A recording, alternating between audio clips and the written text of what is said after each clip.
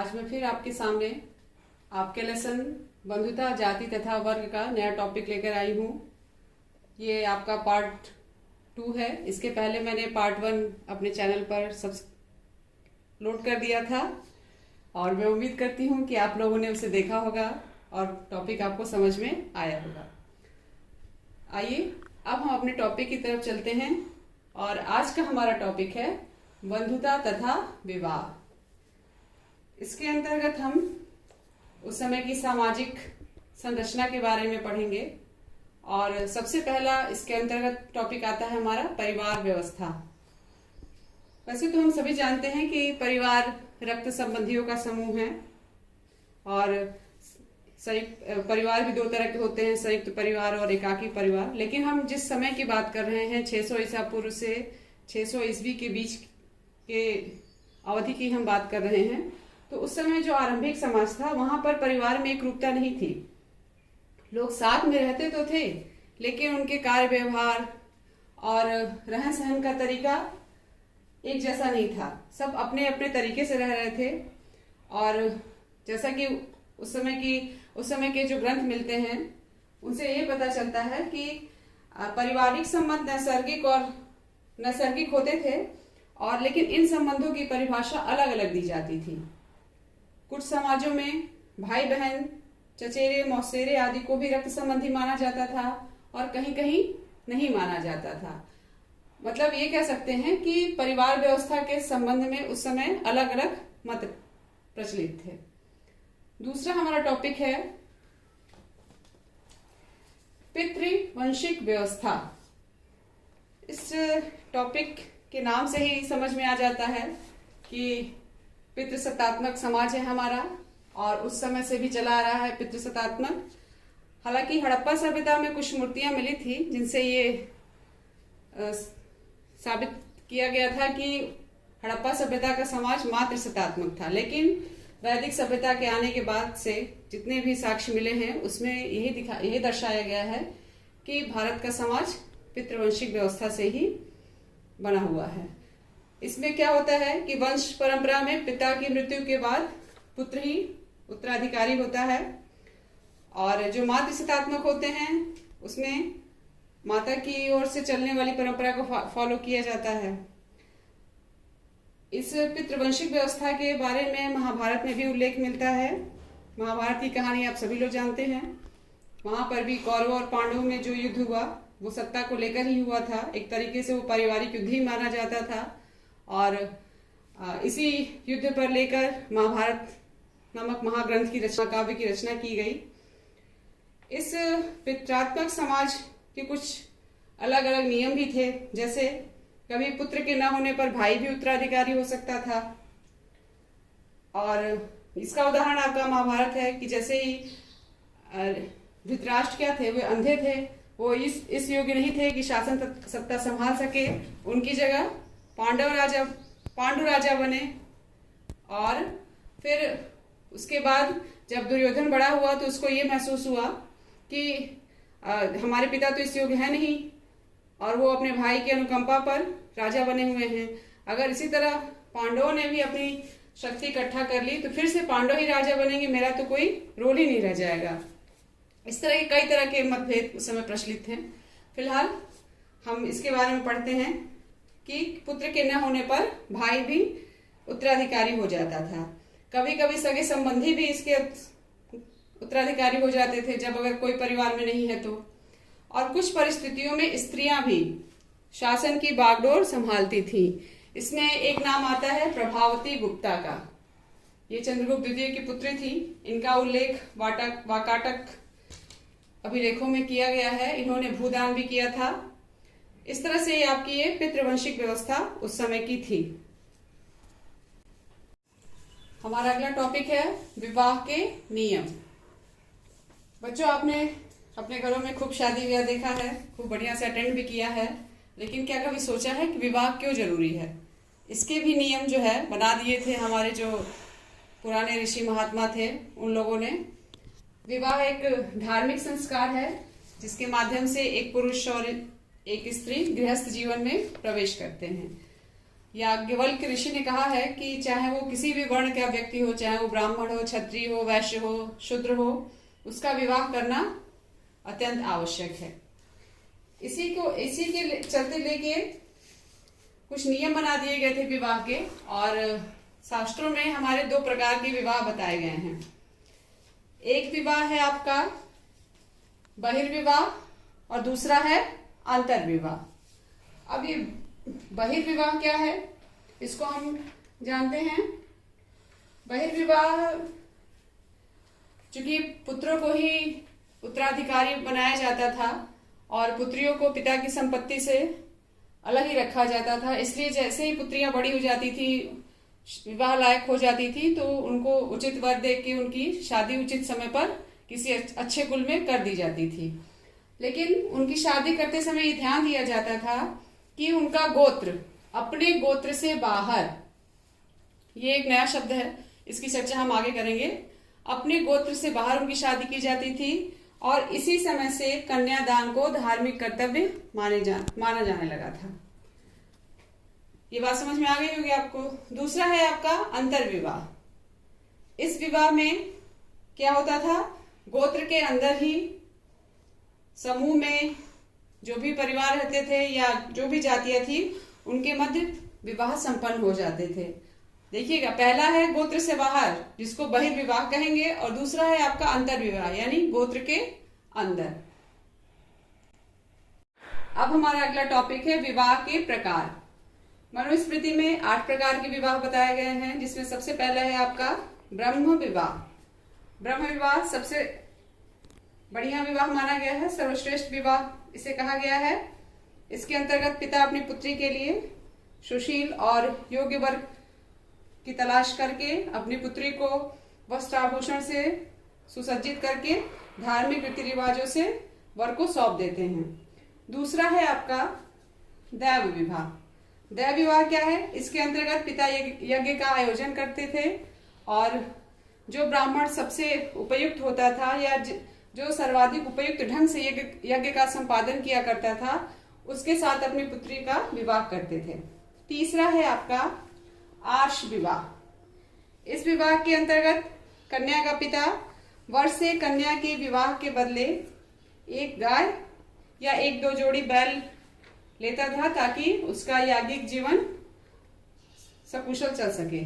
चौथा है आपका प्रजापत्य विवाह। इसके अंतर्गत पिता अपनी पुत्री को वर की पूजा करके सौंपता था, और साथ में ये आशीर्वाद देता था कि तुम दोनों उचित रीति से गृहस्थ धर्म का आचरण करो।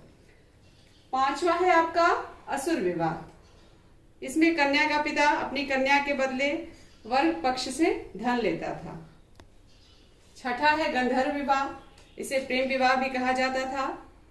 ये बिना माता पिता की आज्ञा लिए वर और कन्या विवाह कर लिया करते थे। सातवां है आपका राक्षस विवाह। इसके अंतर्गत पुरुष कन्या की इच्छा के विपरीत उसे अपनी पत्नी बना लेते थे, या तो अपहरण करके या जबरदस्ती दबाव डालकर। आठवां है आपका पैशाच विवाह। यह सबसे निम्न कोटि का विवाह माना जाता था। इसमें पुरुष किसी स्त्री की तरफ आकर्षित होकर और जबरदस्ती उसको अपना पत्नी बना लिया करते थे। इस तरह ये 8 विवाह मनुस्मृति में बताए गए हैं। हमारा अगला टॉपिक है गोत्र पद्धति। बच्चों, जब मैं आपको विवाह के प्रकार बता रही थी, बहिर्विवाह, अंतर्विवाह, इन 2 विवाहों की चर्चा की थी मैंने, उसमें एक शब्द आया था गोत्र। जब 6ठी शताब्दी ईसा पूर्व से 600 ईस्वी के मध्य समाज में इतना परिवर्तन हो रहा था और नए नए विचार समाज में फैल रहे थे, तो उस समय के जो समाज के उच्च वर्ण थे, जिसमें ब्राह्मण आते थे, उन्होंने एक आचार संहिता बनाई, और उस आचार संहिता के तहत कुछ नियम बनाए गए थे। इसमें एक बात नोट कर लीजिएगा कि लगभग 200 ईसा पूर्व से 200 ईस्वी के बीच में मनुस्मृति की रचना की गई थी, और मनुस्मृति को धर्मशास्त्र भी कहा जाता है। धर्म, आचार, व्यवहार संबंधी नियम मनुस्मृति में लिखे गए हैं। उसी में एक आपका नियम है गोत्र पद्धति। ये गोत्र है क्या? देखिए, 1000 ईसा पूर्व के बाद से समाज में गोत्र पद्धति प्रचलित हो गई। इसमें ध्यान दीजिएगा कि प्रत्येक गोत्र एक वैदिक ऋषि के नाम पर रखा गया। जो भी ऋषि हैं, जैसे वशिष्ठ हैं और तमाम ऋषि हैं, आप लोग जानते हैं, आप अपने घर में पूछिएगा, पता चलेगा आप लोग को। और उस गोत्र के सदस्य ऋषि के वंशज माने जाते थे। ये बात क्लियर हो गई। प्रत्येक गोत्र एक वैदिक ऋषि के नाम पर रखा गया और उस गोत्र के सदस्य ऋषि के वंशज माने जाते थे। गोत्र संबंधी कुछ नियम भी बनाए गए थे। देखिए, पहला है, विवाह के बाद स्त्री का गोत्र पिता के स्थान पर पति का हो जाता था। अगर पुत्री की शादी हो गई तो अब उसकी पहचान और उसका गोत्र जो है पति का रहेगा। दूसरा था, एक ही गोत्र के सदस्य आपस में विवाह संबंध नहीं बना सकते थे। जैसा कि मैंने बहिर्विवाह में आपने पढ़ा था कि एक गोत्र का विवाह आपस में नहीं हो सकता था, वो नियम यहाँ पर मनुस्मृति में लिखा हुआ है। लेकिन कहीं कहीं इन नियमों का उल्लंघन भी हुआ है।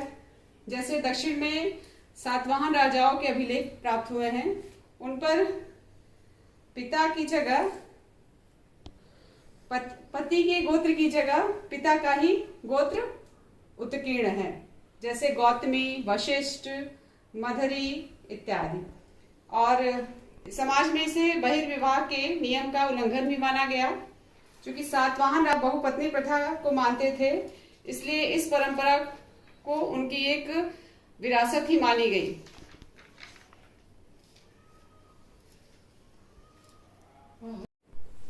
अगला हमारा टॉपिक है, क्या माताएं महत्वपूर्ण थी। इस टॉपिक का मतलब है कि उस पितृसत्तात्मक समाज में क्या स्त्रियों की प्रधानता थी या स्त्रियों का महत्व था। इस संबंध में दक्षिण भारत के सातवाहन शासकों के साक्ष्य मिले हैं। उनके अभिलेखों में उन्होंने अपने नाम के साथ साथ अपनी माता का नाम भी अपनी एक उपाधि की तरह ही धारण किया हुआ है। जैसे देख लीजिए, गौतमी पुत्र शातकर्णी, वाशिष्ठी पुत्र पुलमावी, ये सातवाहन शासकों के अभिलेखों में उनके साथ साथ उनकी माताओं के नाम के उल्लेख से पता चलता है कि उस समय के समाज में स्त्रियों का भी बहुत महत्वपूर्ण स्थान था। क्योंकि आगे जब हम पढ़ेंगे संपत्ति के बारे में, वहां पर भी हम ये जानेंगे कि स्त्रियां उस समय भी स्त्री धन की अधिकारी हुआ करती थी। अगला आपका टॉपिक है सामाजिक विषमताएं। उस समय धीरे धीरे समाज में जटिलता आने लगी थी, कर्मकांड वगैरह बढ़ने लगे थे। तो ब्राह्मणों ने वर्ण व्यवस्था की बात की और उस समय धर्मशास्त्रों में 4 वर्ण बताए गए, ब्राह्मण, क्षत्रिय, वैश्य और शूद्र। ब्राह्मण का क्या काम था? ब्राह्मण वेदों की शिक्षा, यज्ञ करना या करवाना, अध्ययन करना। क्षत्रिय का काम युद्ध करना, लोगों को सुरक्षा प्रदान करना, न्याय करना। और वैश्यों का काम कृषि, गौपालन और व्यापार का काम था।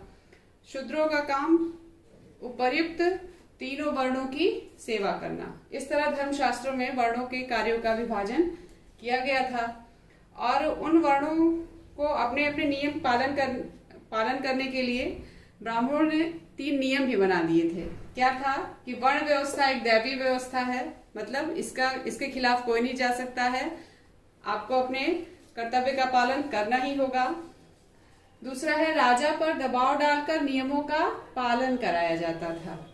अगर कोई वर्ण या कोई व्यक्ति अपने कर्म करने से पीछे हटता था तो राजा के आदेश से जबरदस्ती उसके वर्ण के नियम का पालन करवाया जाता था। तीसरा, व्यक्ति की प्रतिष्ठा जन्म पर आधारित मानी गई। व्यक्ति का जन्म जिस वर्ण में हुआ है उसी के आधार पर उसको समाज में स्थान मिला। बच्चों, इस संबंध में एक कहानी है महाभारत की कि एक बार गुरु द्रोणाचार्य के पास एकलव्य धनुर्विद्या की शिक्षा प्राप्त करने आया और द्रोणाचार्य ने उसे ये कहकर मना कर दिया कि वो उच्च वर्ण का नहीं है, इसलिए वो उसको धनुर्विद्या की शिक्षा नहीं दे सकते हैं और अपना उसे शिष्य नहीं बना सकते हैं। एकलव्य वन में लौट गया और द्रोणाचार्य की मिट्टी की प्रतिमा बनाकर और उसी प्रतिमा को अपना गुरु मानकर स्वयं ही तीर चलाने का अभ्यास करने लगा। समय के साथ साथ वह धनुर्विद्या में माहिर हो गया। एक दिन कुरु राजकुमार अपने कुत्ते के साथ जंगल में शिकार करते हुए एकलव्य के पास पहुंचे। कुत्ता काले चमड़ी पहने एकलव्य को देखकर लगातार भौंके जा रहा था। इससे क्रोधित होकर एकलव्य ने एक साथ 7 तीर चलाकर उसका मुंह बंद कर दिया। जब वो कुत्ता लौटा तो पांडव तीरंदाजी का यह अद्भुत नमूना देखकर आश्चर्यचकित हो गए। उन्होंने एकलव्य को तलाशा और जब एकलव्य से वो मिले तो एकलव्य ने स्वयं को गुरु द्रोण का शिष्य बताया। यही बात आकर अर्जुन ने गुरु द्रोणाचार्य से कही कि आपने तो कहा था कि मैं तुम्हें सर्वश्रेष्ठ धनुर्धर बनाऊंगा, लेकिन यहाँ तो एकलव्य मुझसे भी बड़ा धनुर्धर है। द्रोणाचार्य ने अर्जुन की बात सुनी और वो सीधे एकलव्य के पास गए। एकलव्य ने उन्हें गुरु मानकर अपना प्रणाम किया।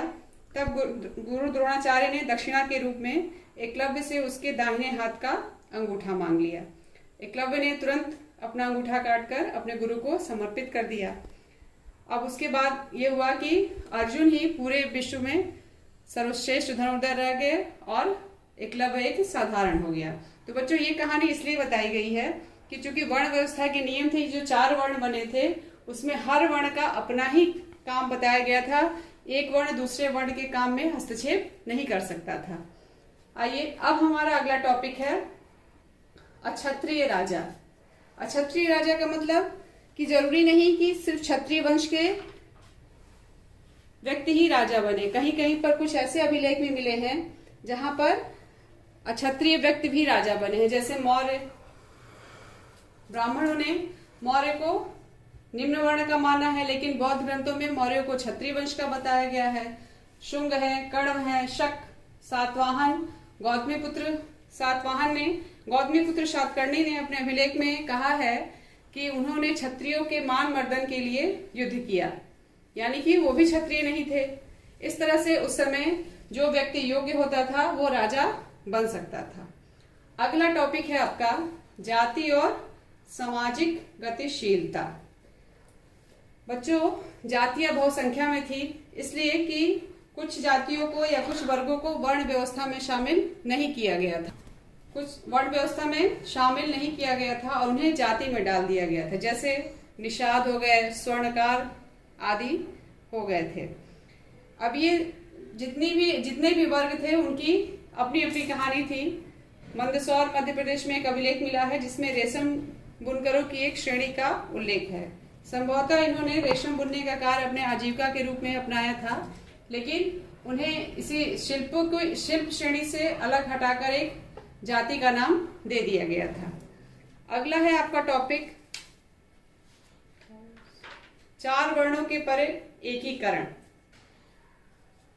जैसा कि आपने देखा कि जातियों की उत्पत्ति कैसे की उन्होंने, वैसे ही 4 वर्णों के परे एकीकरण में ब्राह्मणों ने वर्ण व्यवस्था से कुछ वर्गों को अलग रखा था। जो वर्ग उनके वर्ण व्यवस्था को प्रभावित नहीं कर सकते थे या जो जाति सूचक थे उनको उन्होंने अलग रखा था। कुछ को अस्पृश्य घोषित किया गया, मतलब उसका छुआछूत की भावना रखी गई, और कुछ को असंस्कृत मानकर म्लेच्छ कहा गया। इस तरह की शब्दावली का इस्तेमाल ब्राह्मणों ने उस समय की वर्ण व्यवस्था में किया था। ऐसे लोगों के बीच आचार विचार या व्यवहार का एक अलग तरीका अपनाया गया था। उनसे एक सामाजिक दूरी बनाकर उस समय के वर्ण व्यवस्था के जो उच्च वर्ग के लोग थे रखे हुए थे। आइए अब हम अगले टॉपिक की ओर चलते हैं।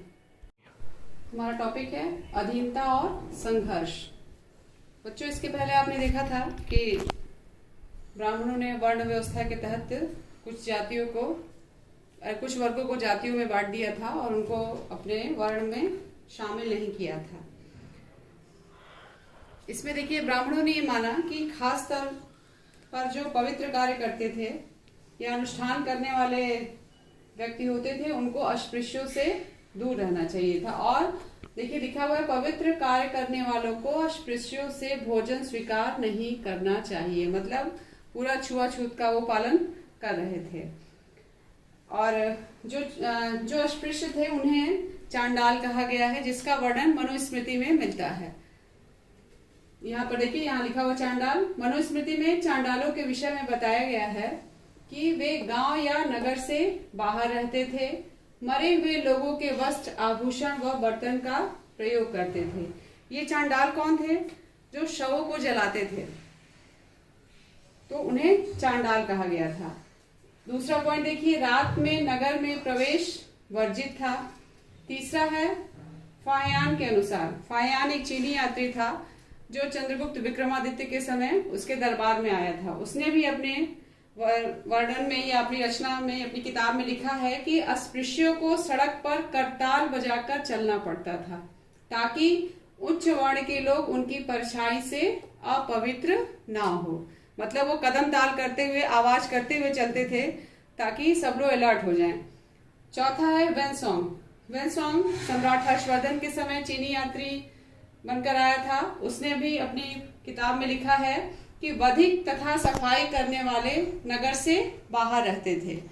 उस समय मतलब वर्ण व्यवस्था इतने चरम पर थी और इतने ज्यादा आडंबर और कर्मकांड हो गए थे कि इसका परिणाम या इसका उदाहरण इससे मिल जाता है कि चंडालों के साथ किस तरह का व्यवहार उस समय किया जाता था। अगला हमारा टॉपिक है संसाधन एवं प्रतिष्ठा।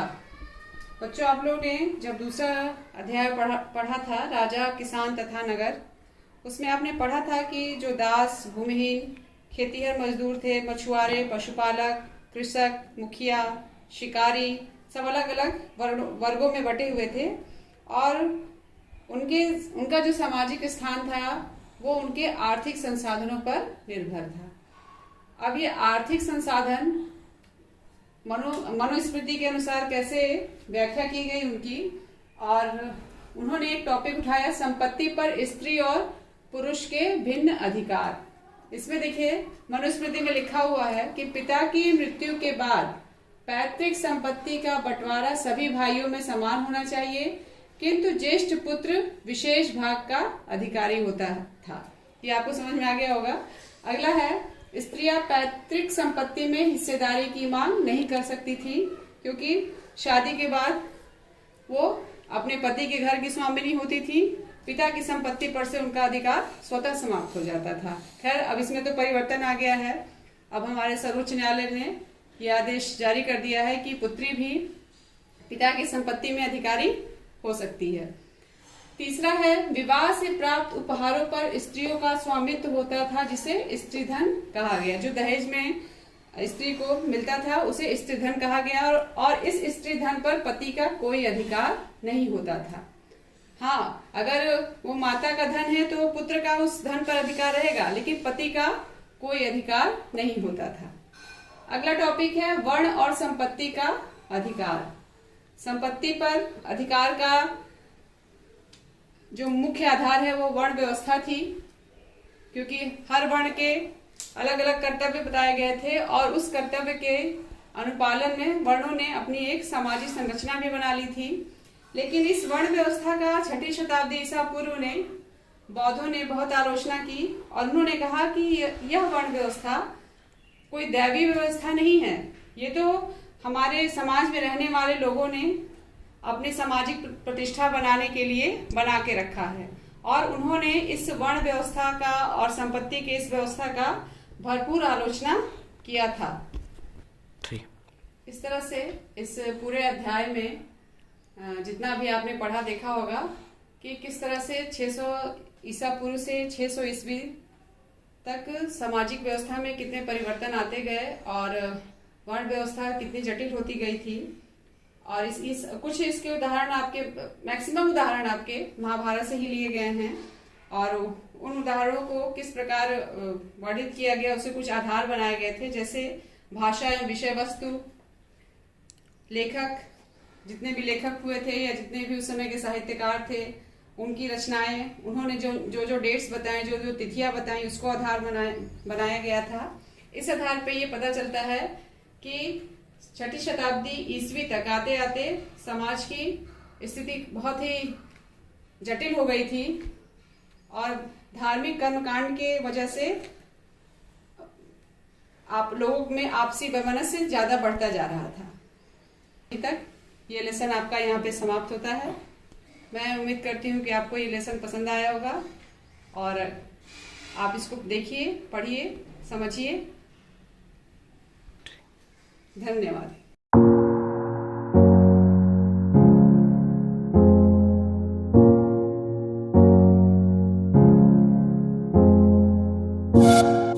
है।